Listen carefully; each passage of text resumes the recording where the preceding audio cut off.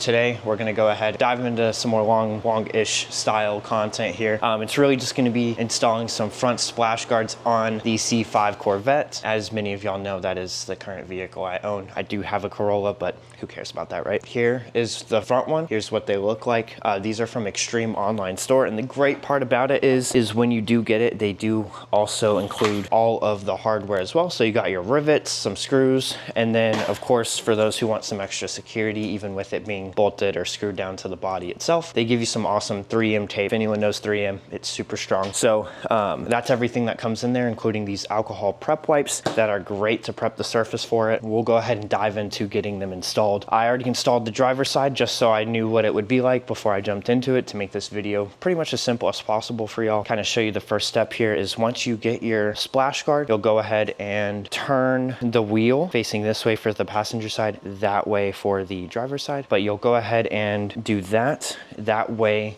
you have clear and easy access to these two bolts right here. So obviously my car is very dirty. Ideally you want to do this with a cleaner car, but what I'm going to do is I'm going to quickly wipe this all down, make it a lot cleaner, and then we will work on removing the bolts right here. So before we jump into anything, I will go over the tools needed. It's fairly simple. You don't really need much if we're being honest. You just need some scissors if you're going to use the 3M tape, and then as far as that goes, you'll pretty much just need a ratchet wrench with a 7mm for those bolts over there. So that's all you really need. If you're going to use the screws that come with it, then you'll need a screwdriver, Phillips head or flathead, either works. So yeah, let's go ahead and jump into getting these front splash guards installed. I would have done the rear ones today as well, but I currently don't have the right tools for it, and you do need to go ahead and drill to get those properly installed. Otherwise, there's not a real way of doing it as far as that goes. So let's go ahead and jump into it. I'll go ahead and clean my wheel well, and then we'll be right back and I'll show you all how to prep and everything from there. Okay, so now that we have the area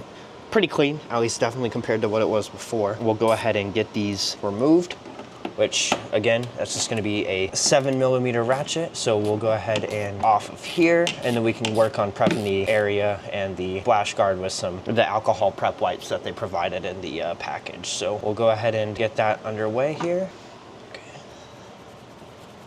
So now that you have everything all prepped here with the wipes, you'll go ahead and start by getting the splash guard ready. So personally, I'm gonna go ahead and put the 3M tape they provide with you, just basically right here to here, and then here to here. This will provide for a much more stable splash guard while on the vehicle. This 3M tape is very strong. You know, it just adds a little bit of extra security there. So we'll go ahead and get that underway here.